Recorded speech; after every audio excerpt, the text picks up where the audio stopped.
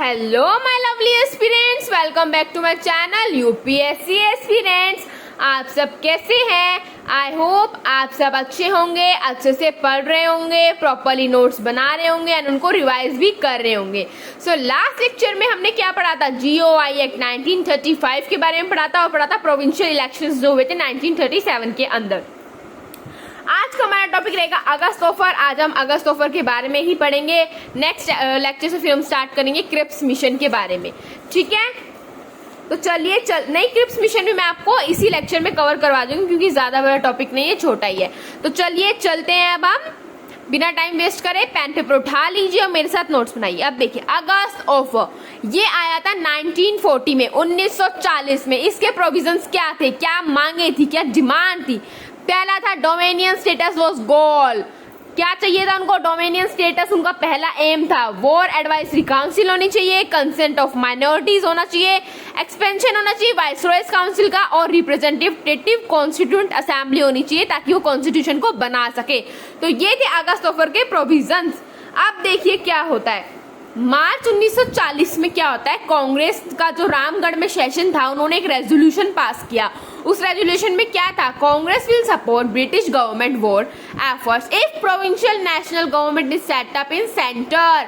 कांग्रेस ने ये बोला उस रेजोल्यूशन में, रामगढ़ सेशन में, अगर ब्रिटिश हमको सपोर्ट करेगा, ठीक है, अगर ब्रिटिश सपोर्ट नहीं, ब्रिटिश हमको इस चीज में सपोर्ट करेगा कि वो प्रोविंशियल नेशनल गवर्नमेंट को सेटअप करेगा एट अ सेंट्रल लेवल पे, तो कांग्रेस ब्रिटिश को सपोर्ट करेगी। यही रीजन था कि फिर क्या आया, अगस्त ऑफर आया।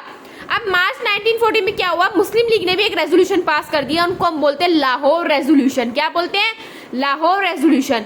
अब क्या थे, जो रहमत अली थे use Pakistan for the first time in 1933।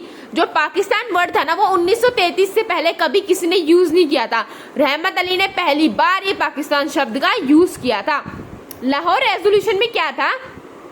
The demand was where Muslim are in majority of that area will be given independence। इसमें पहली चीज तो ये थी कि जहां पर भी मुस्लिम मेजोरिटी में है, मतलब कि ज्यादा है मुस्लिम, उस एरिया को तुमको क्या डिक्लेयर करना पड़ेगा? इंडिपेंडेंस देनी पड़ेगी, ठीक है, फ्रीडम देना पड़ेगा। And provinces should be autonomous and sovereign. और प्रोविंसेस कैसे होने चाहिए? ऑटोनोमस होने चाहिए और सॉवरेन होने चाहिए। तो ये थी लाहौर रेजोल्यूशन की डिमांड। फिर देखते हैं, आप देखिए क्या हो रहा था। आप देखो 3 लोगों के बीच में बातें चल रही थी। टॉप पे थे British, National Congress, Indian National Congress और Muslim League. Everything that can happen after 1940 between them only. अब 1940 के बाद जो कुछ भी होगा वो इन तीनों के बीच में ही होगा। यही आपस में लड़ेंगे, मरेंगे, झगड़ेंगे, जो भी होगा यही 3 चीज होगी। अब फिर हुआ इंडिविजुअल सत्याग्रह। ये आपका इतना ही था अगस्त ऑफर का, ठीक है। इसमें आपको प्रोविजंस याद रखने हैं मेनली, और ये याद रखना है लाहौर रेजोल्यूशन में क्या बोला था, पाकिस्तान किसने वर्ड्स पहले बोला था। इसका एम क्या था? राइट टू स्पीच, लोगों को बोलने का अधिकार दिया जाए। पहले 3 सत्याग्रही कौन थे? विनोबा भावे, जवाहरलाल नेहरू और ब्रह्मदत्त, ठीक है। अब आता है हमारा क्रिप्स मिशन 2 साल बाद 1942 के अंदर क्या आता है? Cripps mission. इनके ईयर बहुत इंपॉर्टेंट है, याद रखिएगा, डायरेक्ट क्वेश्चंस आते हैं जो भी मैंने आपको पढ़ाया है। To obtain Indian cooperation in British war efforts in second world war, ठीक है, headed by sir Richard Stafford Cripps. इन्होंने, ये इनके लीडर थे, इनके हेड थे, दैट्स व्हाई इसको हम क्या बोलते हैं? क्रिप्स मिशन बोलते हैं। अब रीजन क्या था इस मिशन को भेजने का? पहली बात तो ब्रिटेन को बहुत लॉस हो रहे थे साउथ ईस्ट एशिया में, और उनको एक थ्रेट भी था, डर भी था कि जापान कहीं आके इन्वेजन ना कर ले। दूसरा रीजन क्या था? जो Britain was been pressurised by allies to seek India's cooperation, और ब्रिटेन को बहुत प्रेशर मिल रहा था उनके एलाइज से, ठीक है, क्या देखने के लिए? इंडिया का कॉपरेशन के लिए। तो ये 2 रीजन थे जो मिशन भेजा गया, ठीक है। To obtain Indian cooperation in British war efforts, ठीक है, इन सेकेंड वर्ल्ड वॉर, ठीक है। इंडियन कॉपरेशन को मेंटेन करना कब? जब ब्रिटिश का वॉर चल रहा था, जब उन्होंने सेकेंड वर्ल्ड वॉर में पार्ट लिया था। तो ये 2 रीजन थे। अब प्रपोजल क्या थे इसके? पहला वही डोमिनियन स्टेटस था, कॉन्स्टिट्यूएंट असेंबली चाहिए थी, फिर इंडियन डिफेंस बाय ब्रिटिश और right to succeed. Right to succeed में क्या था? According to this provinces not agree to the new constitution would have the right to keep themselves out from the proposed union.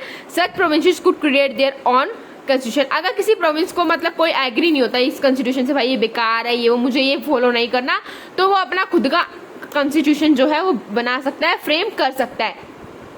There will be representation of princely states in the constituent assembly by means of nomination। princely state का representation होना constitute assembly में जरूरी था, किससे? By means of nomination के through. Direct election नहीं होंगे, nominate होकर जाएंगे। Powers of governor general would remain intact, ठीक है। अब कांग्रेस क्रिटिसिज्म क्या था? Not like idea of princely states in constituent assembly. उनको ये बात पसंद नहीं आई थी कि जो प्रिंसली स्टेट का है तुम क्यों फालतू में इंटरफेयर कर रहे हो असेंबली के अंदर। और उन्हें डोमिनियन स्टेटस वाली बात भी पसंद नहीं आई थी, क्योंकि उन्हें क्या चाहिए था?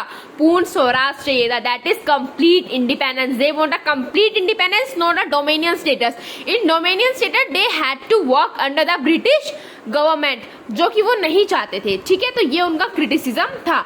आई होप आपको ये अच्छी तरह समझ में आ गया होगा। काफी छोटा सा लेक्चर था, सिर्फ अगस्त ऑफ 1940 और क्रिप्स मिशन 1942 के बारे में पढ़ा है। नेक्स्ट लेक्चर से हम स्टार्ट करेंगे क्विट इंडिया मूवमेंट, QIM।